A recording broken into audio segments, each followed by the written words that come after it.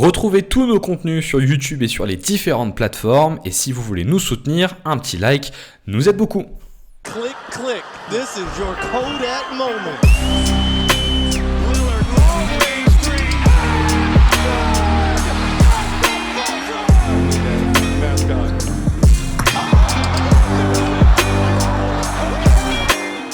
Bonjour à toutes, bonjour à tous et bienvenue sur un nouvel épisode de Beyond the Hoops. On se retrouve quelques jours après le trade de l'année, le trade de Giannis Antetokounmpo au Miami Heat, après un feuilleton qui nous aura quand même tenu en haleine pendant au moins 18 mois. On a eu le fin mot, Giannis est parti à Miami et on s'était dit qu'il serait intéressant de vous faire un podcast qui est non pas un podcast de réaction au trade de Giannis, mais plutôt un podcast pour se projeter et se dire comment maintenant Miami peut construire autour des joueurs qu'ils ont et de ce qui est à venir. Mais on va vous préciser tout ça. Et pour parler de tout ça, on est avec celui qui fait tous les podcasts en ce moment. On est avec Paul. Paul, on est dans le Vésuve là un peu, hein. Ouais, on est encore, doit faire 30, mais on ressentit 50, quoi. Ah, C'est dur, là. c'est impressionnant. On est tous les deux à Lyon en fait pour information et effectivement il fait une douce chaleur. On enregistre à 22h30 mais il fait encore assez chaud. Enfin bref, on va pas parler de météo pendant tout l'épisode. Il fait chaud pour tout le monde. Tout le monde est au courant qu'il y a un petit problème de température en ce moment. Bon Paul, qu'est-ce que tu as pensé de ce trade de Giannis Antetokounmpo qui est tombé, je crois que c'était lundi ou mardi, avec cette annonce qui a quand même été précédée de 2-3 jours assez mouvementés, où on a vite senti que dans la dernière ligne droite, ça se ferait entre Boston et Miami. T'en as pensé quoi de ce trade? Bah, moi, ça fait 6 mois que je m'y attends, hein. C'est pas pour faire Madame Irma en mode, je sais tout avant tout le monde, mais j'ai toujours dit que, dans le contexte de Yanis, qui veut pas aller à l'Ouest, même si le Heat, ils ont pas les meilleurs assets du monde, toutes les stars comme ça, qui sont depuis un moment dans des petits marchés, ils vont quand même souvent dans des gros marchés, mais pas uniquement des gros marchés parce que c'est des gros marchés, mais des gros marchés parce que, il y a un historique de résultats, il y a un coach qui est installé depuis un moment, ou deux trois joueurs intéressants à côté. Donc je m'y attendais et ça me fait rire parce que les fans du Heat, ils étaient tous en dépression, alors je trouvais que c'était un peu obvious il allait aller là-bas, quoi. Ouais, c'est vrai qu'en plus, les gros marchés, ils ont un autre élément que je trouve que parfois on sous-cote un peu, c'est-à-dire qu'on est beaucoup axé sur grande ville, pas grande ville. Les gros marchés, ils ont une particularité, c'est qu'ils peuvent dépenser beaucoup d'argent. Et je pense que pour les joueurs, en fait, aller dans une franchise qui, historiquement, est prête à dépenser beaucoup d'argent si nécessaire, on le voit là avec Charlotte, on en reparlera peut-être dans notre podcast autour de la mélo, mais aller dans une franchise qui accepte de dépenser beaucoup, bah, c'est aussi un gageur pour se dire que tu vas pouvoir construire un effectif qui correspond à ce qu'il faut pour gagner. Je rappelle juste le trade parce que le trade, c'est Tyler Herro, Kelly Ware, Rémi Raquez et Kasparas Jakusionis contre un droit de swap de la draft 2030 et les droits premier tour du 8 de 2031 et 2033 plus deux autres swaps sur le second tour. Et Yanis vient avec Bobby Portis. Dans les dernières minutes, dans les dernières heures avant le trade, ce que nous disait Shams, si on suivait Shams, on avait quand même l'impression que Boston avait pris la main. Moi, j'avoue, j'étais tombé un peu dans le bluff. Je m'étais dit qu'il allait aller à Boston. Et tout le monde disait que le trade était un peu étonnant parce que ce que proposait Boston, finalement, dans un cadre de reconstruction, il n'y a pas trop de sens. Bon, là, ce qu'on peut dire quand même, c'est que à minima, Milwaukee a fait un choix qui a du sens, quoi. Tu récupères 3 bons jeunes, même si Raquez est peut-être plus si jeune que ça, mais 3 bons jeunes, plus Tyler Herro que tu peux soit garder, soit retrader, 3 premiers tours, 2 deuxièmes tours. Mine de rien, pour un joueur à qui reste un contrat dont on savait qu'il allait partir, c'est pas une si mauvaise offre que ça, moi, je trouve. Je sais pas ce que tu en penses, mais je trouve ça pas si mal que ça, en fait. Ouais et puis pour moi la grosse différence entre Herro et Brown, c'est le contrat, quoi. C'est Herro, il est en fin de contrat, donc soit il se casse et ça te fait du cap space, soit tu peux le prolonger mais pas max et donc du coup, parce que Brown, il a quand même encore 3-4 ans à 35% du cap, quoi. Donc quand tu analyses le trade, tu te dis: «Est-ce que tu veux vraiment du contrat de Brown dans le contrat de Milwaukee?»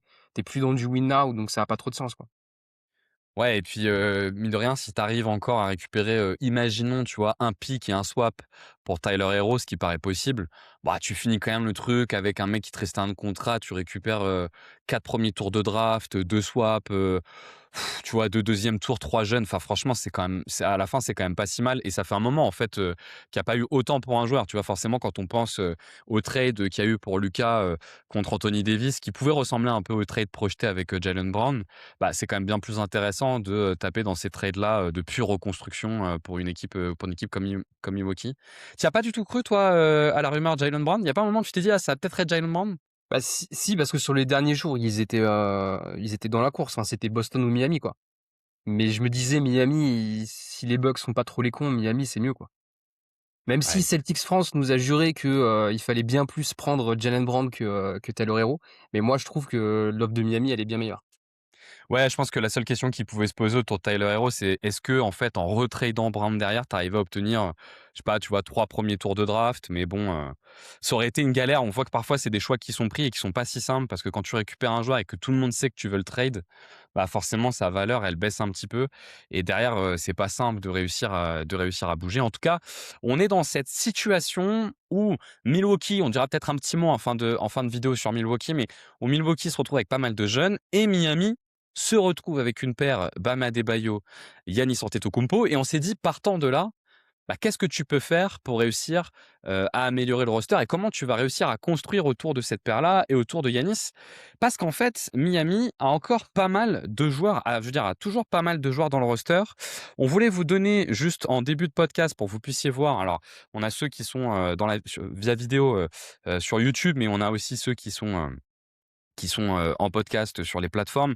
Donc on va essayer d'être aussi didactique que possible pour que vous puissiez, comprendre ce qu'on essaye de vous montrer, même si vous pouvez pas le voir. On a récupéré, notamment, les informations que vous pouvez trouver sur Third Apron qui sont pas mal et qui vous permettent, d'avoir une vue qui est toujours intéressante, sur ce qui se passe. Il faut juste que j'arrive, voilà, à trouver le bon diaporama. On est sur un bon vieux PowerPoint à l'ancienne.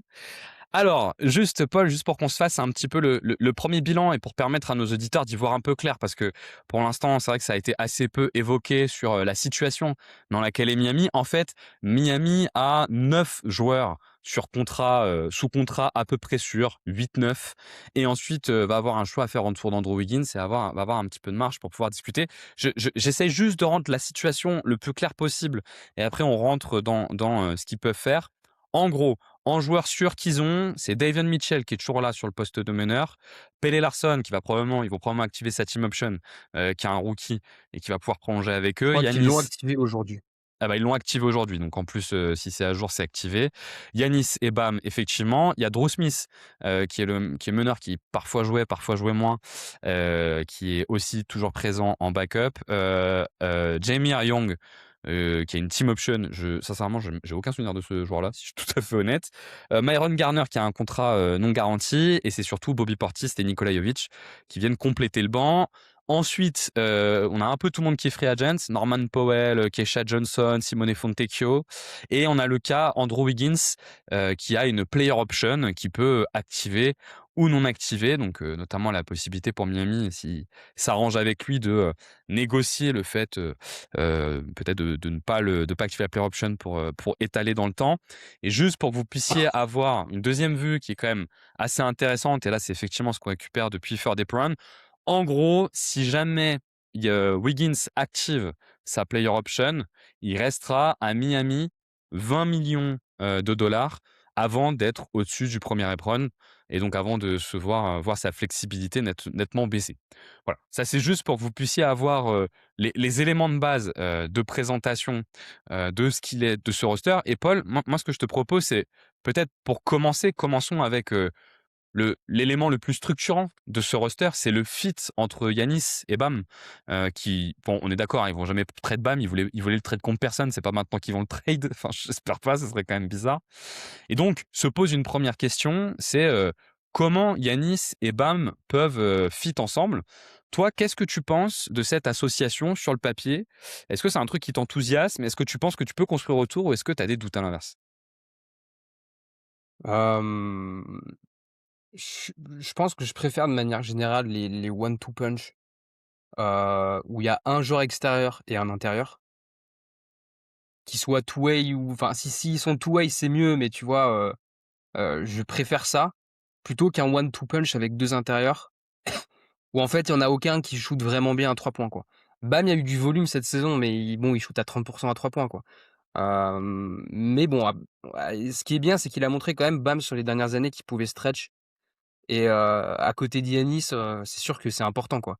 Yanis, ça fait un moment qu'il joue en five out avec, soit Brook Lopez, soit, Miles Turner, là. Donc c'est sûr que Bam, il va falloir, rentrer un peu plus ses shoots à 3 points. Peut-être avec moins de volume, mais en tout cas, ce sera quand même important d'être respecté parce que s'il se fait pas respecter et je pense qu'il se fera pas respecter, Bam, vu qu'Yanis est un immense driver, bah, ça fera moins si tu affrontes des équipes qui peuvent te challenger un peu, défensivement, ça fera moins de place sur les drives de Yanis, quoi. Je trouve que ce qui est particulier quand même, enfin, il me semble quand même que pour comprendre, l'association, Bam-Yanis, il faut quand même, être à peu près, au clair sur le joueur qu'est Yanis et ce que ça veut dire en fait, d'avoir Yanis en première option. Yanis cette saison, c'était quand même le deuxième plus gros usage de toute la ligue, hein, derrière Luka. On est sur un vrai profil de joueur héliocentrique et moi je sais pas ce que tu en penses, mais moi je trouve que Yanis, c'est un joueur qui a, une création pour les autres. Tu en penses quoi toi de la création pour les autres de Yanis? Moi je la trouve pas si dingue que ça, tu vois? C'est un joueur qui structurellement va générer énormément de décalage, mais le maintien de son dribble en vie est pas incroyable, il y a pas de manipulation de défense. C'est juste le plus gros générateur d'aide de la ligue et donc c'est là où je suis d'accord avec toi. C'est pour ça que pour moi, c'est plus naturel de le mettre avec un extérieur qu'avec un intérieur. Je sais pas ce que tu penses, toi, de la création de Yanis, mais je trouve pas que ça soit, tu vois, un point sur lequel s'appuyer et donc forcément, le deuxième gros contrat que tu dois avoir avec lui, bah, c'est plutôt un contrat sur un créateur, quoi, il me semble, hein. Ouais, je suis pas sûr de ça parce que même si c'est pas un créateur, il crée tellement de décalage par rapport à son physique et ses qualités balle en main et moi je trouve qu'au fur et à mesure des années, il a quand même progressé, à la création, Mmh. sur son playmaking, sur son passing. Donc, on a vu quand même de la manipulation de défense, je trouve, au fur et à mesure des années. Maintenant, ouais, c'est surtout, enfin, moi, j'ai toujours trouvé qu'il y avait besoin d'un vrai spacing avec Yanis. Et pour l'instant, je suis pas sûr qu'ils l'ont vraiment.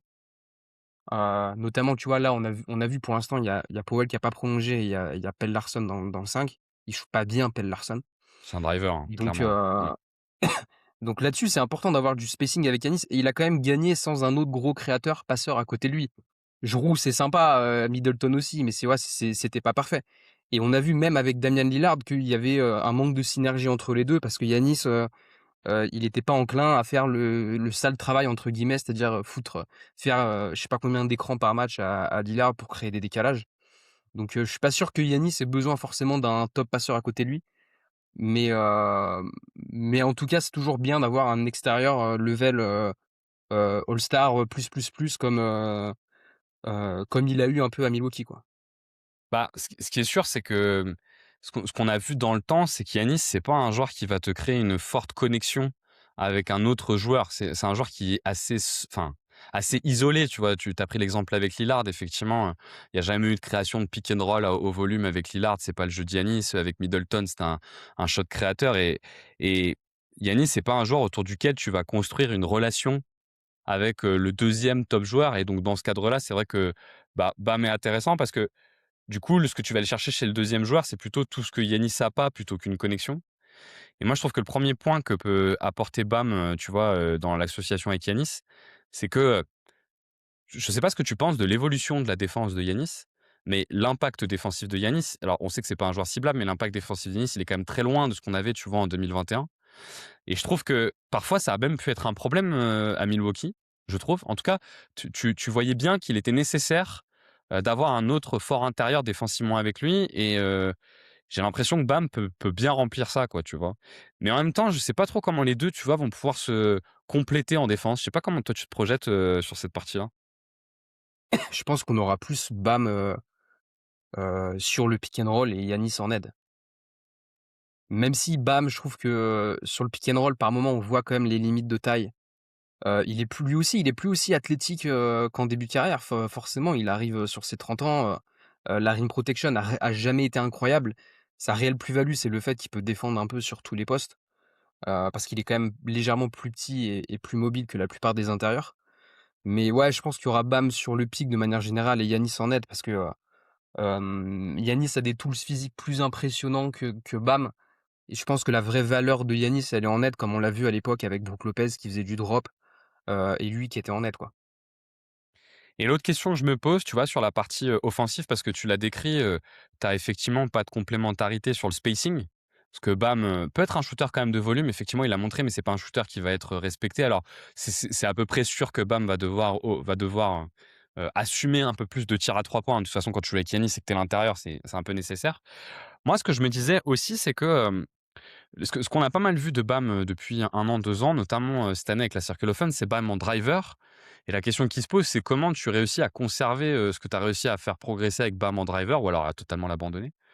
Et en même temps, en me disant ça, je me disais: «C'est vrai que Miami a quand même fait une année où ils ont construit leur attaque sur la Circle Offense» et je me demandais si, tu vois, la Circle Offense n'est pas aussi une façon, alors on a vu toutes les limites de la Circle Offense cette saison, mais est-ce que c'est pas aussi une façon de compenser ce manque structurel, de, spacing avec les 2 en faisant des drivers à haut volume et des enchaînements de drive, tu vois? En essayant un peu d'enfoncer la défense. C'est un peu le principe de la circle offense. Parce que je me demande comment ils vont réussir à maintenir, ce qu'ils ont développé autour de Bam offensivement, parce que je les vois pas arrêter d'un coup à utiliser Bam comme ils le faisaient et d'un coup utiliser Bam que comme un spot-up shooter. Enfin, ça serait quand même un petit peu étonnant.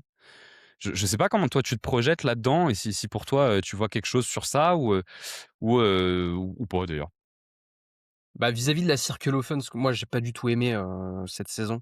Je trouvais que ça faisait un peu, bah, en fait, on n'a pas d'idée Ouais. et je trouve que Spoelstra globalement, dès qu'il a pas sa superstar, genre LeBron, Butler ou là, Giannis, on il y a quand même pas grand chose offensivement sur les saisons régulières.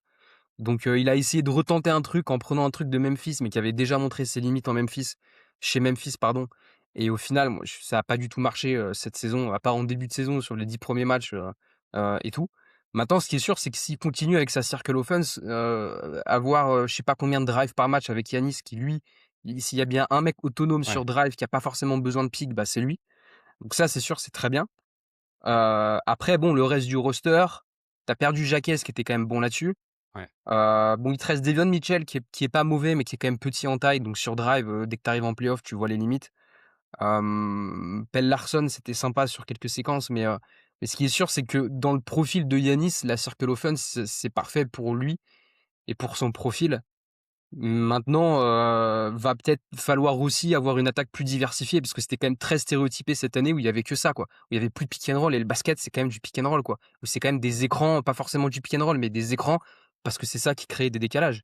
Et là, en plus, Yanis, même s'il aime pas trop poser des écrans, quand il pose des écrans, c'est quand même, vénère.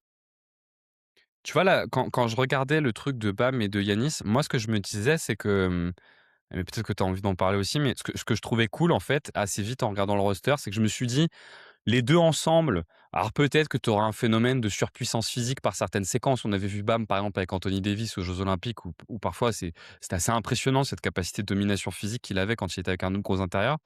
Mais tout ce que je me suis dit, c'est qu'en fait, tu vois le quatuor qu'ils ont à l'intérieur avec, Bobby Portis et Nikola Jovic, alors, tout à la fois, tu as aucune combinaison qui est parfaite et qui a pas et tu vois qu'il y a pas un gros point faible. Finalement, dans toutes les combinaisons des 4, tu as toujours un truc, une case à cocher qui est pas cochée. Tu vois, la protection de cercle, si jamais tu as Jovic et Yanis ou Portis et Yanis. Le spacing, si tu as Bam, et Portis. Enfin, tu as toujours un truc un peu, à compromis. Mais quand même, tu as beaucoup de combinaisons qui peuvent être assez influentes. Je regardais quand même les stats, tu vois, du duo, Portis-Giannis. En 2026, ils étaient quand même à +6 de net rating et l'année d'avant, si tu prends les 2 dernières années, c'était à +10 de net rating. Ce qui est cool aussi, je trouve pour Miami, alors moi je suis pas un grand fan de Bobby Portis, mais c'est qu'ils ont récupéré ce binôme, qui est un binôme qui finalement a toujours pas trop mal marché. Bobby Portis fait quand même partie des intérieurs qui se pacent très, très bien. Bon, le problème de Bobby Portis, c'est la défense, hein, qui est vraiment pas bonne. Mais, je sais pas comment toi tu vois ce quatuor intérieur. Si tu te projettes dans un truc cool ou si à l'inverse, il y a un truc qui cloche pour toi et tu te dis: «Il y a besoin d'ajouter quelque chose, absolument, quoi». Bah, déjà, moi, je pense que Jovic, il restera pas. OK. Il est payé 16 millions, il a été cata cette saison, il restera pas. En plus, s'ils veulent prolonger Powell, il peut pas rester, quoi. Donc je pense que Jovic, il va dégager assez rapidement et après, ouais, comme tu l'as dit, bah, Yanis, il connaît Portis. On sait qu'en régulière, quand c'est les 2 ensemble dans la raquette, les problèmes défensifs, ils se voient pas trop parce que c'est pareil, Portis, il peut stretch, il shootait à 45 à 3 points cette saison, je crois. C'est un énorme shooter, hein. C'est un Donc énorme shooter, Portis, hein. c'est Ouais. un énorme shooter et shot maker aussi à mi-distance. Donc à côté de Yanis, c'est très bien sur un poste 5. Après en playoff, je pense que ouais, si Portis joue 4 avec Bam, c'est cool. Si on retrouve une raquette Yanis Portis, ça peut être que sur quelques séquences que je pense que défensivement quand même Portis, il est très ciblable. Et Yanis, je suis pas sûr qu'il fera autant les efforts qu'il les faisait à une époque où, des fois tu le mettais en 5 et c'est ça quand même qui était encore viable. Et là, je sais pas si c'est autant viable, mais ce qui est cool, c'est qu'avec Bam, parce que même à l'époque, Brook Lopez, tu vois, il y a des sur des séquences, il jouait pas en playoff, notamment dans les finales contre les Suns. Et là, avec au moins avec, si tu mets Portis sur le terrain quand il y a pas Giannis, bah, tu as Bam et c'est ça qui est cool, quoi. Et je pense que du coup, tu peux avoir pas mal de combinaisons qui effectivement sont pas mal. Je pense que pour eux, ça serait bien de réussir à trouver, mais sans dépenser trop d'argent parce que moi je trouve que leur raquette est quand même solide. Alors le problème avec Jovic, je suis d'accord, hein, il sort d'une mauvaise saison et je pense que Miami serait content de le trader. Le problème, c'est qu'il faut trouver un point de chute quand même, hein, parce qu'il a un contrat très long à 16 millions par an et faut trouver le point de chute, sachant que, le seul point de chute que tu peux trouver aujourd'hui pour un Jovic, c'est un truc où tu as rien contre, tu vois? Et alors peut-être tu récupères un peu de cap space, mais je pense que ça peut être très, très difficile à trouver. Ils ont plus de pics. Moi, je pense que Jovic, ils vont devoir, tu vois, le garder. En plus, c'est quelqu'un qui avait fait des bonnes s des bonnes saisons, c'est un peu fort, mais des saisons intéressantes avant. Ils ont plus intérêt, je trouve, à garder, essayer de lui faire monter sa valeur que de le trade maintenant parce que tu le trades maintenant, tu auras enfin, je sais pas ce que tu peux avoir. Ouais, mais tu es obligé. Si tu veux garder Powell, tu es obligé. Parce que tu es Alors hard cap à la first tape run. Donc, et Powell, s'il prolonge, c'est 20 millions, je pense. C'est pas 5-8 millions, tu vois? Alors pour moi, l'autre possibilité qu'ils ont, alors on peut venir sur effectivement les postes extérieurs. Ils ont deux possibilités. Alors, il leur reste 20 millions avant d'être au. Alors 19 et quelques millions avant d'être first step run, qui pourraient donner à Powell, mais je pense que ça peut être un peu limité. Pour moi, l'autre chose qui. Pour moi, il y a deux sujets pour eux. C'est soit ils arrivent à renégocier avec Wiggins un salaire à la baisse, tu vois, en étalant. Donc Wiggins prend pas sa player option et en fait, au lieu de prendre 30, ils arrivent à signer à 18 pendant 3 ans. Donc ça fait en gros un truc à 55-60 sur 3 ans, ce qui leur permet de filer 20 millions à Powell et de garder 10 millions. Soit faut lâcher Wiggins parce que pour moi, Jovic, ils trouveront pas de porte de sortie. Enfin, tu vois, tu peux pas trouver une porte de sortie comme Si, je ça, hein. pense que, bah, soit ils reprennent un contrat, moins important, mais si tu envoies des second tours, il y a des équipes qui voudront le prendre, je pense. Je sais pas Genre trop ce qu'il leur Memphis reste comme qui joue second tour, hein. rien, ils voudront le prendre, tu vois? Des équipes comme ça. Parce que toi dans ton idée, parce que c'est vrai que moi quand je regardais, tu vois, le roster, tel qu'il peut être projeté, ce que je me suis dit, c'est que ce qui serait intéressant, c'est de réussir à conserver l'axe Mitchell, Powell, Wiggins, Bam et Giannis. Mais il faut pas non plus que derrière, tu plus rien pour aller taper de la profondeur, quoi. Parce que si tu plus rien pour aller taper de la profondeur, tu risques d'être un petit peu court. Toi, comment tu envisages, la gestion de ce cas un peu Wiggins et Powell? Bah, moi, si j'étais eux, j'irais prolonger les 2. Hem, Ensuite, comme tu l'as dit, oui, c'est vrai que c'est dur d'avoir de la profondeur. Maintenant, ils sont en année 1 et ils savent qu'ils auront pas beaucoup de profondeur parce qu'ils ont déjà sacrifié leur profondeur pour Yanis. Donc je pense qu'ils sont OK en année 1 avec le fait de pas être profond. Et franchement, s'il y a bien une équipe dans la ligue qui a montré qu'ils pouvaient développer je sais pas combien de mecs, que personne connaît en un an, comme ça et qu'à la fin de la saison tu dis: «Ah bah, le mec il peut jouer en playoff», bah, c'est Miami. Donc Miami, la profondeur en fait il y a quand même beaucoup d'années où tu dis: «Bon là, cette année ce sera pas ouf» et en fait, ils te développent à chaque fois 2-3 undrafted, qui chopent des contrats après, une fois qu'ils se cassent à 15-20 millions l'année, quoi. Et du coup, Donc toi, je ce que pense tu pas que ferais, dans le c'est cas de ouais. Miami, ce soit si problématique que ça. En année 1, oui. Après, maintenant, vu qu'il y a Giannis, ils peuvent aussi prendre des mecs au minimum sympas, tu vois? Comme, je sais pas, des Hardaway, des vétérans, tu vois? Qui peuvent t'apporter du spacing et après, bah, ouais, parce que je trouve que si tu lâches Powell, tu lâches quand même déjà un top spacer, un mec qui peut être très bon off the catch aussi. Ce serait dommage, quoi. C'est-à-dire que tu mets Drew Smith dans le 5, c'est pas ouf. Ouais, moi je trouve qu'effectivement, Powell, c'est un peu, tu vois, moi, quand je me fais la liste des joueurs qui leur restent, alors on a beaucoup de discussions sur, est-ce qu'ils vont garder Powell ou est-ce qu'ils ne vont pas le garder? Pour moi, c'est le joueur à vraiment garder. Parce que autour de Giannis et de Bam, moi je trouve que Powell, c'est un des meilleurs, connecteurs, de toute la ligue. Enfin, je le trouve, exceptionnel dans ce rôle-là. Il a montré là depuis 2 ans à Miami qu'il est même capable d'autre chose, mais tu sais, dans ce rôle de off the catch, en 2 dribbles, de pouvoir terminer ou être en spacer, je trouve qu'il y a pas grand-chose qui se fait de mieux. Alors après, il est pas tout jeune, hein, il a 33 ans et pour moi, leur 1er objectif doit être, de garder Powell, tu vois? Avant même, de se dire, comment on garde Wiggins. Je pense qu'Andrew Wiggins, c'est très important pour eux parce que Wiggins va apporter de la défense sur les lignes extérieures qu'ils auront pas sans ça. Mais pour moi, Powell, ça doit vraiment être, le 1er sujet à garder parce que sinon ils vont se retrouver, dans une situation où ils pourront pas profiter des écarts que fait Giannis. Ils y trouveront pas mieux que Powell là-dessus, je pense. Je pense que ça me paraît impossible de trouver mieux que Powell là-dessus. Tu penses quoi des gens qui disaient que le roster était affreux et que genre c'est mort pour qu'ils aient un bon roster même à terme. Moi, je trouve que ce qui est compliqué, c'est que en année 1, euh, mais même en année 2, enfin, faut avoir les projections, mais c'est que le volume qui est mis sur Bam et sur Yanis, c'est vraiment énorme. Tu es quand même à quasiment 70%, 65-70% du cap sur ces deux joueurs-là. Moi, je trouve ça vraiment énorme et je trouve que Bam prend une part du cap qui est trop importante et ça m'emmerde un peu.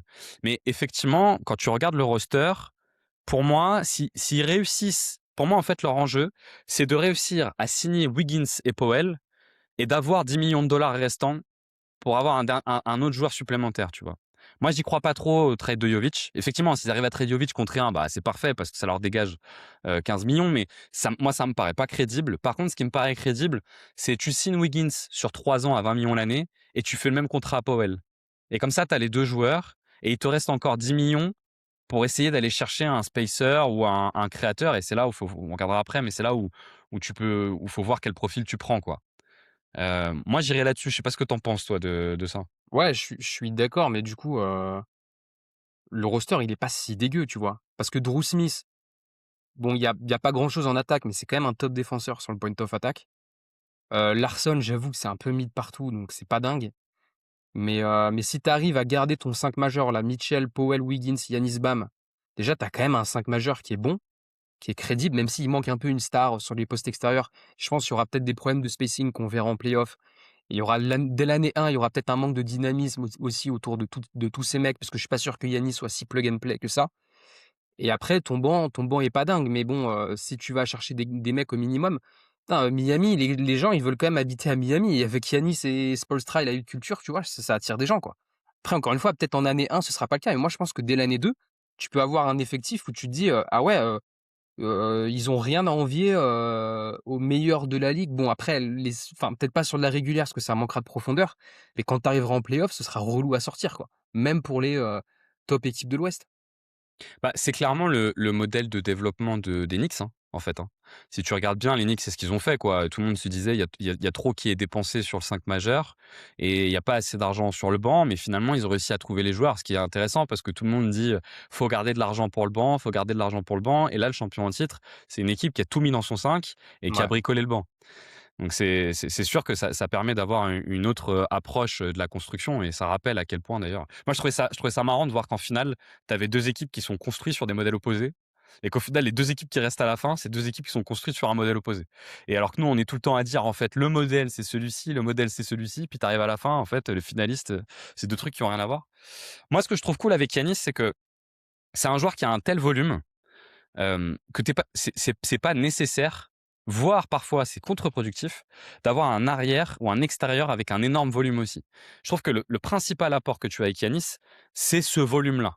Il y a que Lucas qui équivaut ce volume-là, mais il est capable, sur les séquences où il est sur le terrain, de vraiment prendre à son compte le jeu tout le temps, avec, quand il est sur demi-terrain, effectivement, quelques limitations sur le tir, mais il t'apporte une telle pression au cercle que finalement, c'est ce que tu disais tout à l'heure, ça t'apporte de la création. Et de toute façon, même si sur demi-terrain, tu arrives à limiter sa pression au cercle, déjà, il n'y en a pas beaucoup qui peuvent limiter sa pression au cercle. De toute façon, tu auras le jeu de relance, le jeu de contre-attaque qui va t'assurer un minimum. Et tu as son tir à mi-distance qui s'est quand même développé l'année dernière, qui peut te débloquer un petit peu sur demi-terrain si nécessaire. Et donc, je trouve que ce qui est incroyable avec Yanis, c'est qu'effectivement, tu n'as pas la nécessité d'aller chercher un top extérieur en création. Je suis pas sûr, en fait, que ça soit nécessaire aujourd'hui. Je sais pas si je suis tant d'accord avec ça que toi, parce Mais que parce que tu es obligé de faire des choix, hein. Je le dis dans le sens où tu es obligé de faire des choix. Si tu peux l'associer à Luka Doncic, c'est encore mieux, évidemment, mais vu que tu es obligé de faire des choix, hein, je le dis bien dans ce sens-là. oui, ouais, non, mais c'est sûr que le truc avec Yanis, c'est que on sent quand même que, et dans toutes les équipes, même les équipes qui ont un intérieur dominant comme Yanis, il faut quand même un pivot solide à côté de lui pour faire le taf en défense, parce que tu peux jamais faire le taf Ouais. tout seul, à part si t'es Wemby, mais même Wemby, il est pas tout seul. Donc il faut un autre intérieur dominant en attaque quand même un petit peu, ou qui peut faire des choses et qui défend. Mais j'ai trouvé aussi que, tu vois, dans ces équipes, même s'ils gagnent en 2021, bah, notamment en playoff, c'est quand même un joueur qui a un rendement qui a toujours un peu déçu en playoff, à part peut-être sur la fin, mais on a vu quand même un manque quand il se faisait challenge comme par Miami, avec des grosses équipes physiques et athlétiques, il avait quand même du mal. Il se fait sortir 4-1 en 2023 et 4-2 en 2020, alors qu'il était quand même archi favori à chaque fois. Et c'est pour ça aussi qu'ils étaient allés prendre Lillard, parce qu'ils se sont dit: «Bah, il nous faut quand même une star en fin de match qui peut, apporter du shot making, parce qu'avec Giannis, tu as pas assez, et Jrue et Middleton, c'est sympa, mais c'est pas non plus des stars, quoi». Donc on a vu une limite aussi à, Giannis, première option en play-off, parce que, c'est bien d'avoir quand même toujours, notamment quand tu pas son shot making à lui ou son shoot, d'avoir un mec qui peut mettre les shoots compliqués ou qui peut même créer pour les autres. Parce que tu vois, par exemple, nous, les Cavs, je trouve qu'on n'a jamais vraiment, sur les dernières années, en régulière, on n'a jamais trop galéré face aux Bucks.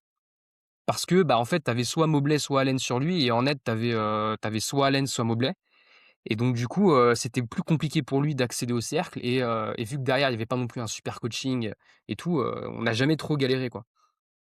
Bah, ce qui est sûr, c'est que ce qu'on voit, là je vais plutôt aller dans ton sens, ce qu'on voit sur les, 2 dernières années c'est qu'en fait, on en a souvent parlé avec Jérém, mais que le concept d'avoir un joueur implacable existe plus trop, en fait.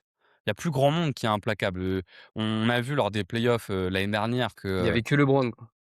il y avait que LeBron, mais c'est presque une autre, on peut presque se dire c'est presque une autre NBA, enfin, tant elle a Ouais. évolué et qu'il y a une forte capacité à cibler. Tu vois, Lucas, faudrait revoir Lucas dans un contexte de play-off avec un bon effectif. Peut-être c'est le dernier qui a donné cette impression-là, mais finalement même contre Boston, alors après il était un peu diminué, mais ça paraissait pas être implacable. On a vu Shai, enfin je veux dire, quand tu regardes les saisons régulières, si Shai n'est pas un joueur implacable, qu'il est, quoi. Et puis tu te rends compte qu'en fait, bah, même en play-off, alors OK, il y a eu des blessures et tout, mais même en play-off, il y a des équipes, en l'occurrence les Spurs, qui ont réussi à ne le rendre pas implacable. On a vu Nikola Jokic ne pas être implacable, et au final, ce qu'on voit, c'est que les équipes qui arrivent vraiment à avancer, c'est des équipes qui ont une alternative à leur schéma de jeu dit implacable qui est solide. Le très bon exemple, c'est les Knicks, hein, qui ont leur schéma de base, c'est un peu le jeu autour de Jalen Brunson, et qui ont développé le jeu avec Karl Anthony Towns en hub, pour pouvoir les débloquer si jamais par certaines séquences le jeu avec Brunson n'était pas implacable. Et c'est vrai qu'autour de ça, il faut que Miami arrive à trouver, bah, c'est quoi son alternative. Bon, Bam en hub, on a vu dans le temps que c'était un peu limité, mais est-ce que c'est moins fort que 4? La question peut se poser, mais on a vu que Bam en hub, c'était un peu limité. C'est vrai que le truc le plus simple que tu peux avoir, c'est un extérieur qui a un gros shot making. Mais là, il va être difficile à les trouver, quoi. Enfin, c'est là toute la difficulté, je trouve, tu vois, de l'association avec Yanis et Bam. Et c'est ça qui est chiant avec Yanis, c'est que comme maintenant sur la défense, il est plus si impactant que ça, faut quand même que tu arrives à trouver un intérieur qui l'aide beaucoup en défense, tout en ayant aussi une deuxième option offensive. C'est pas simple, je trouve, hein. C'est pas simple, ouais. Et puis même dans le cas où je sais pas, il y a une opportunité et que tu prends un gros extérieur, derrière la profondeur, si tu as un 5 majeur ou tu as 2 role players pas ouf et que tu as plus personne près sur le banc, je sais même pas si ça vaut le coup, tu vois?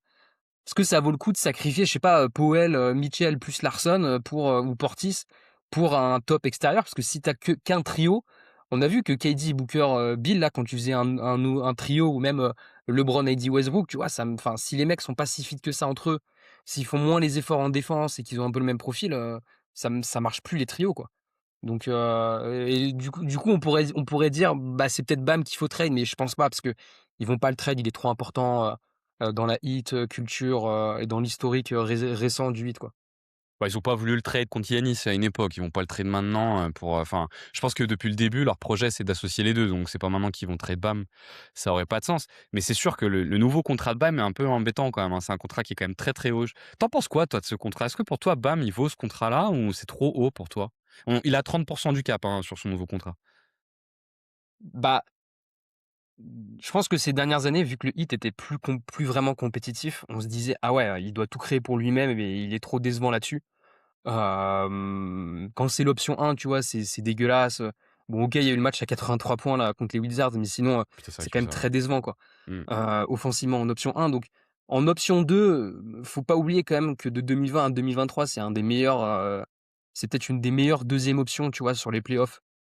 Parce que, quand il est en option 2, il y a plus d'espace pour lui, et en défense, c'est quand même assez violent en playoff. Il a un profil parfait pour les playoffs quand même, Bam. Mmh. À l'intérieur, un mec qui a du talent en attaque et qui est aussi physique, gros rebondeur, qui peut défendre sur tous les postes, c'est parfait. Donc si on revoit le hit en playoff, je pense qu'on va vite se rendre compte quand même que Bam, en playoff, c'est trop cool à avoir. Mais même là, tu vois, genre, il a plus 24-25 ans comme à une époque. Et à côté d'Yanis, s'il nique un peu ton spacing, ça peut aussi faire moins d'opportunités pour Yanis, quoi. Mais je pense, Bam, c'est un peu un exemple aussi de la NBA où quand tu prends une star ou quand tu as une superstar, comme Yanis, tu es toujours obligé un peu d'avoir une option 2 crédible. Et le problème, c'est que bah, tu es obligé de lui donner contre un max en fait à cette option 2. Et finalement, le truc de l'option 2 qui est payé trop cher, dans toutes les équipes ou presque, tu as des options 2 qui sont payées trop cher, quoi. Où tu te dis, bah, il n'y a pas beaucoup de volume ou alors ça défend pas assez. Et malheureusement, enfin, heureusement ou malheureusement, je sais pas, j'ai l'impression que toutes les équipes ont besoin d'avoir leur option 2. Tu vois, là, les Wolves qui viennent de faire le trade Lamelo, bah, je pense que Ant, il avait besoin un peu de son option 2 qui est sans doute dans la même timeline que lui, et c'est pour ça qu'ils se mettent sur Lamelo et qui sacrifie Randle et Reed dans l'eau, quoi. Donc c'est aussi le jeu de la NBA.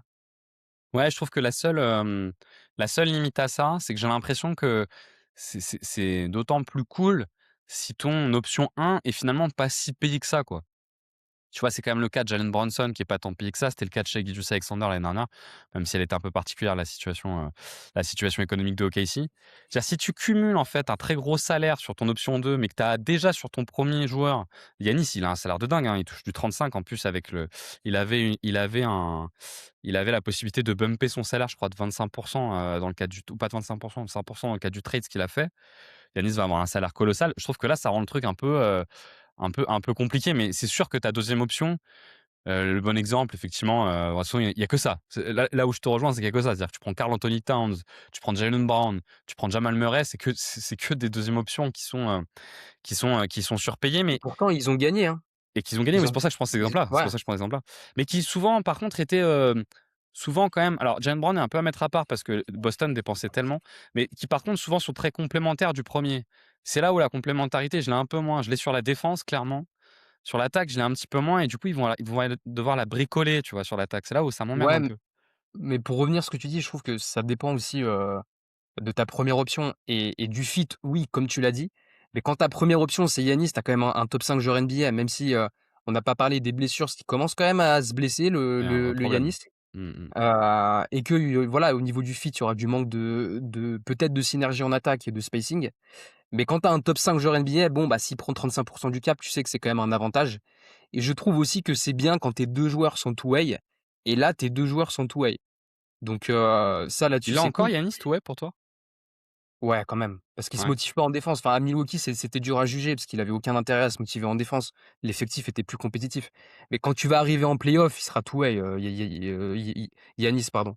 Et même si, ouais, sur la régularité et sur ce qu'il peut faire, ce sera jamais aussi bien qu'il y a 4-5 ans. Tu en as parlé, hein, de la partie, blessure qui est une partie assez centrale, on ça fait un moment qu'on n'a pas vu Yanis aller jusqu'au bout d'un run de playoff, sans se blesser, quand bien même les runs de playoff se terminaient souvent très, très tôt. Bon, on le prend pas trop en compte là dans notre analyse parce que c'est vrai que on est un peu obligé de se projeter avec, les joueurs, étant disponibles. Mais quand on va dans le détail, il y a un vrai problème de durabilité, hein, de Yanis, sur les dernières saisons. La saison dernière, il ne joue que 36 matchs. Certainement qu'il a un peu mis au repos. Les saisons d'avant, il a 67, 73 et 63 et 67, ce qui est pas mal, hein, depuis le titre. Mais le problème, c'est qu'à chaque fois, quand il arrive en post-season, il a toujours un problème, il est toujours un peu blessé. Et les 2 derniers runs de playoff qu'ils ont fait, ben, il a pas pu jouer l'entièreté des séries il était diminué, et ce qui est un vrai problème. Tu as parlé de l'impact de Giannis, c'est vrai qu'au final, on n'en a pas parlé tant que ça. Ouais, tu as raison, on est sur un joueur top 5, mais même, enfin, tu vois, moi, j'en ai souvent parlé cette saison, où je disais souvent que pour moi, Yanis, quand j'ai quand même regardé Milwaukee quelques fois, après je trouve qu'il a vraiment fait une bonne saison, mais quand il était sur le terrain, c'est impressionnant à quel point il est dominant, et je pense qu'effectivement les gens ont un peu oublié, Milwaukee étant une franchise qui est pas trop regardée, qui est un peu sous les radars, ont un peu oublié à quel point les strong sides de Yanis, tu vois, vraiment les côtés positifs de Yanis sont dominants, quoi, hein. La dimension, jeu de transition, enfin, c'est juste un truc de dingue, et en plus, je trouve que maintenant, il a quand même un contrôle du tempo qui a step up par rapport même à l'époque où il a été titré. Et effectivement, tu es sur un top 5, mais avec toujours cette idée qu'il y a une marge énorme entre le top 5 et le reste, quoi. C'est-à-dire qu'il est avec, ouais, en gros, tu vas mettre, Jokic, Shai, Luka, Giannis et puis tu y es, quoi, et je sais pas s'il m'en manque un, et Wemby. Ouais, tu as ces 5 là, et il peut facilement lui avoir des runs où c'est le meilleur des 5 là-dedans, quoi. Sans aucun Tu souci, hein. penses tu penses qu'il lui reste combien de temps si jamais il reste à peu près fit, tu vois? Pas forcément sur la régulière, Genre, il joue que 60 matchs sur la régulière, mais qu'en playoff, il est fit. Tu penses qu'il lui reste combien d'années où il est dominant comme ça? Moi, j'ai vu aucune baisse à ce joueur. J'ai vu aucune baisse de Yanis. Je trouve que cette saison, quand tu le voyais jouer, c'était peut-être une des meilleures versions de Yanis. Après, il joue très peu parce qu'il est blessé. Mais je trouvais que c'était une des meilleures versions de Yanis. C'est globalement un sujet avec cette équipe de Miami, hein, parce que si tu prends Powell, Wiggins, Bam et Yanis, je pense qu'ils ont tous plus de 30 ans quand même, hein. Donc ils sont pas bien jeunes, hein, tu vois, on comparait avec les Knicks tout à l'heure, c'est pas le cas des Knicks. Ils sont tous plus jeunes que ça. Hem, pour moi, ça peut durer encore longtemps parce qu'il la marge qu'il a, pour moi, c'est un peu ce qui se rapproche physiquement le plus de ce qu'on a vu avec LeBron. C'est-à-dire, LeBron, on a vu, passer 32-33 ans, une petite baisse physique, mais il y avait un tel avantage sur les autres que même s'il y a une baisse physique, tu le conserves, en fait, encore assez longtemps, ton avantage physique. Pour moi, c'est un peu ça.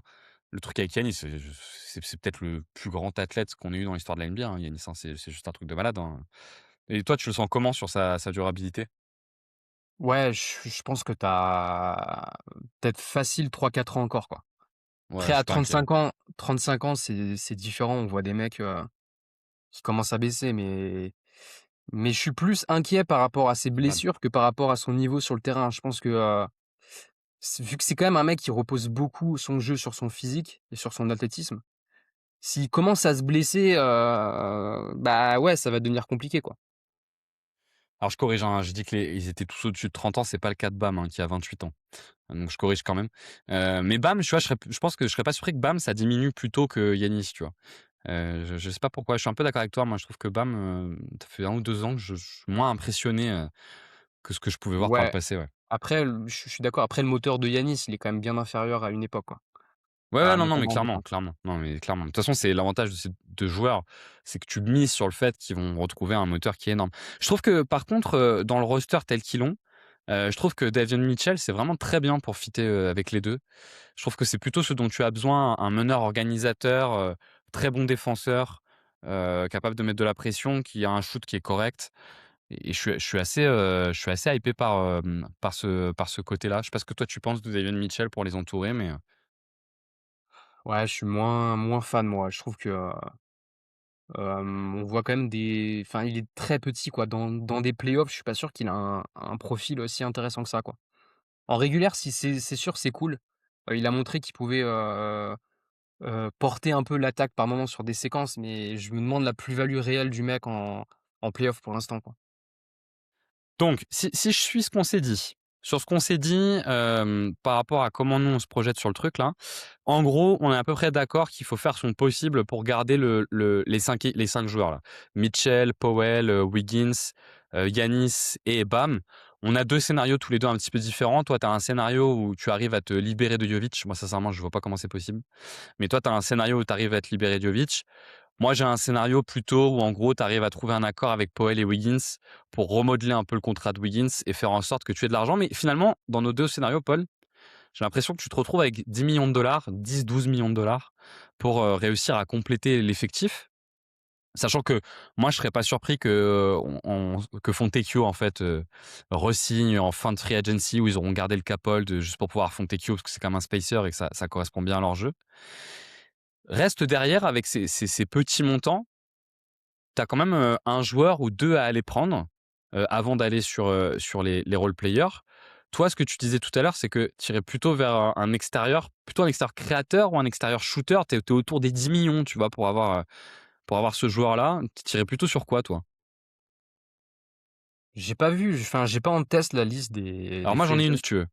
J'en ai une, ce Vas-y. qui peut peut-être t'aider pour, essayer de te caler un peu. Je suis allé regarder les free agents, qui sont disponibles et je me suis dit avec 10 millions de dollars, qui tu peux avoir? Je me suis noté, alors parfois c'est moins que 10 millions de dollars, mais je me suis noté, des cas plus ou moins, ambitieux. Je me suis dit: «Il y a Luke Kennard que tu peux éventuellement avoir», je pense autour des 10 millions. Ça me semble j'ai peur que les Lakers offrent plus quand même parce qu'ils vont, je pense, tout donner là. Cet été, les Lakers, ils seront capables d'offrir plus une fois qu'ils auront tout encaissé. Il y a Kevin Huerter, qui peut peut-être se trouver autour des 7-8 millions. Je me suis dit: «Il y a peut-être un cas très optimiste ou un Quentin Grimes». Tu peux l'avoir autour des 10 millions sur un contrat sur 2-3 ans, mais ça me paraît un poil bas. Après, j'avais Kelly Oubre, j'avais Kevin Porter Jr., j'avais Mo Wagner et j'avais un cas avec Anthony Simons, mais j'ai peur qu'Anthony Simons, ça soit quand même plus que 10 millions, qu'il soit plutôt autour des 15-18. Et sur Simons, la question que je voulais te poser, c'est plutôt est-ce que tu préfères Simons ou Powell? Donc je commence sur les premiers, Kennard, Werther, Grimes, Oubre, Porter Junior, Wagner. C'est un peu ça les joueurs qui sont disponibles. Kennard, j'aime beaucoup. Ouais. Top shooter. À côté de Giannis et Bam, je pense que ça peut être une vraie plus-value. Genre en playoff, tu as Giannis qui drive, qui fait du pick and roll avec Bam et qui drive du côté de Kennard, là, ton spacing, il sera là. Hem, Grimes, moi, je reste un peu sur ma faim sur sa saison parce que je trouve que c'est un joueur qui est intéressant quand tu lui donnes des responsabilités, mais en role player, je trouve que ça a été un peu décevant. Je sais pas si tu es d'accord avec moi, sur la saison, il a pas tant sanctionné que ça à 3 points. Défensivement, tu vois qu'il est quand même limité aussi par son envergure et son physique, donc je suis pas fan du role player, Grimes. Ouais, moi je trouve que Grimes faut un petit peu de volume, mais je trouve qu'ils ont besoin d'un petit peu de volume en fait dans ce contexte-là, les Bucks, tu vois, parce que mine de rien là sur l'extérieur ils sont quand même light en création, et donc je me dis qu'un Grimes ça peut éventuellement aider un peu, ouais. Ouais, je suis d'accord. D'ailleurs, je te disais Kelly Oubre, Kevin Porter Junior, Mo Wagner. Ouais, Oubre, tu peux l'avoir pour moins de 10 millions, hein. Mais s'il y a Simons et Sexton, et même si les 2 sont pas ouf, défensivement, je pense que ça peut être sympa aussi en sortie de banc. Après, Moi, ils ont pas un profil très playoff, mais ça peut coûter cher aussi. Après, bon, c'est des joueurs, je sais pas si les équipes ont tant intérêt que ça à leur donner plus aussi, donc peut-être qu'à 10 millions ce sera possible. moi, j'ai l'impression que Sexton, j'ai un peu du mal à imaginer qu'il parte à 10 millions. Je pense que c'est un joueur qui vaut plus. Simons, je suis d'accord avec toi. Je me pose la question quand même sur Simons. De si tu peux pas l'avoir. Tu vois, quand je vois que par exemple Kobe White a pris 25 millions, je me dis que Colin Sexton à 10 millions, c'est pas possible, quoi. Mais pour le coup, en Anfernee Simons, je me dis, il y a peut-être un monde où c'est possible, mais 10 millions, ça me paraît juste. Est-ce que toi, par exemple, tu serais pour ne pas garder Wiggins ou ne pas garder Powell si tu peux avoir Anfernee Simons? Tu vois, je trouve que c'est un cas intéressant au vu de leurs besoins. Non, je garderai les 2 quand même. Tu garderais les Simons, deux quand même? je trouve Ouais, à part du scoring pour lui-même et un peu de shoot, il y a pas grand chose, quoi. ouais. Donc ouais, non. C'est vrai que le cas de Luke Kennard est intéressant parce qu'il faut qu'ils se trouvent leur top shooter. Leur shooter de système qui est fiable, où tu as pas trop de questions à te poser, même si moi je trouve dans une configuration de playoff, je trouve qu'il y a des grosses limites à Kennard, et ça s'est vu cette année, même si ses 2 premiers matchs étaient excellents, dès qu'il était un peu plus dès qu'ils étaient un peu plus attentifs, c'était beaucoup plus difficile. Mais effectivement, Kennard, ça peut être un choix intéressant. Il y a une autre possibilité, Paul, qu'on n'a pas évoquée, hein, c'est la possibilité d'avoir un trade d'Andrew Wiggins. Tu vois, Andrew Wiggins pourrait activer sa player option et Miami pourrait s'en servir pour faire une forme de trade, ou alors faire un sign and trade avec Powell, ce qui est aussi une possibilité. Là encore, pour le coup, ça leur offrirait plus de possibilités pour aller chercher un créateur ou un shooter autour des 20 millions.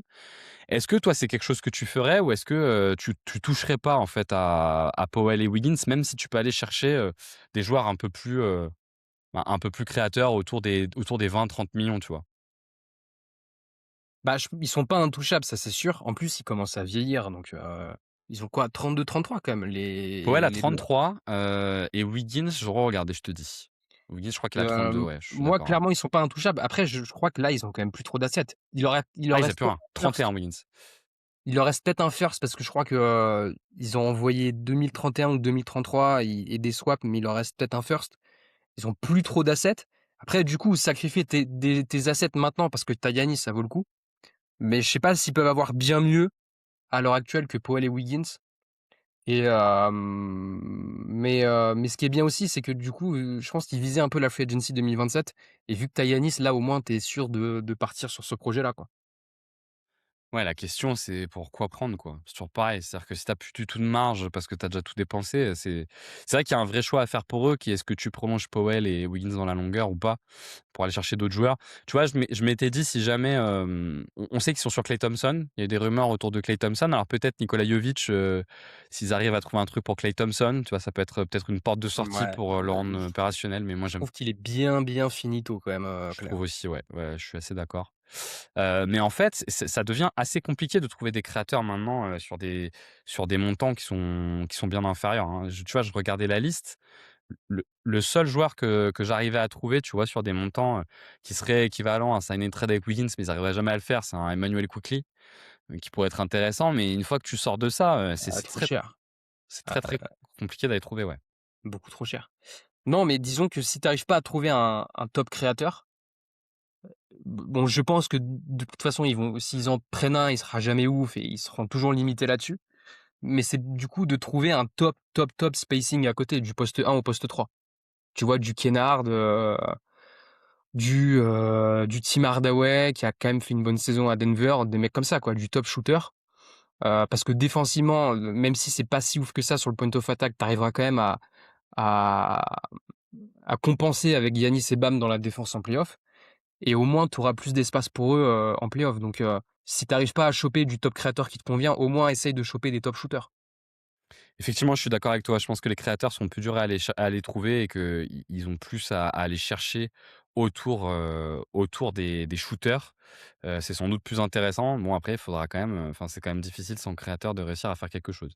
Est-ce que tu vois d'autres points, Paul, à aborder sur cette constitution de l'effectif qui te semblait important? Non, écoute, c'est bon. Alors, du coup, je te pose une dernière question là, à l'approche de la free agency là, qui va démarrer.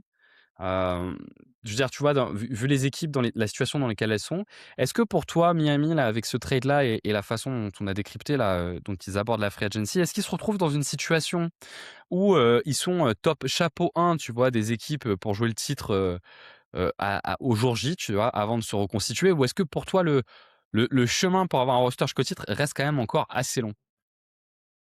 Ouais, je les mettrais pas chapeau 1. Après, je mettais pas les Knicks chapeau 1, ils sont allés au bout parce que, avec, tu vois, beaucoup de coaching, ils ont pu défoncer un peu tout l'Est et arriver à 100 en playoff. Mais je les mettrais pas chapeau 1, parce que je demande à voir Yanis, sur toute une saison aussi. Là, physiquement, je trouve qu'il est un peu trop blessé. Hem et je demande à voir le réel fit aussi entre lui, Spoelstra et Bam. Donc, pour l'instant, il y a beaucoup d'incertitudes quand même, plus Ouais, je suis d'incertitudes d'accord, ouais. que de certitudes. Donc chapeau 1, non, il y a des équipes qui commencent à avoir de la continuité, tu vois? Le Thunder, là, les Spurs, ils ont fait leur premier run en playoff. Les Knicks, ce sera pas facile de les déloger en playoff. Même les Cavs, tu vois? Même s'ils sont un peu décevants en playoff, ce sera pas non plus hyper facile. Donc, ce qui les ils ont aussi une grosse raquette, les Cavs, alors moins dominante certes, mais eux, par contre, ils ont des mecs sur le bas court. Donc, je les mettrais pas en favori tier 1, sans doute tier 2 parce que quand même Yanis, heu et le Heat, la Heat culture et compagnie, mais non, pas tier 1. Pas tier 1 pour l'instant. Tu vois, moi, quand je prends, le top de l'Est, ne serait-ce que le top de l'Est, tu vois? Donc les Knicks, les Cavs, Boston et les Pistons, je trouve quand même qu'ils partent d'un peu loin par rapport à ces équipes. Alors Boston, à voir comment ils bougent là, parce qu'avec Jaylen Brown, enfin, on sait pas trop là ce que veut faire Boston là pour l'instant.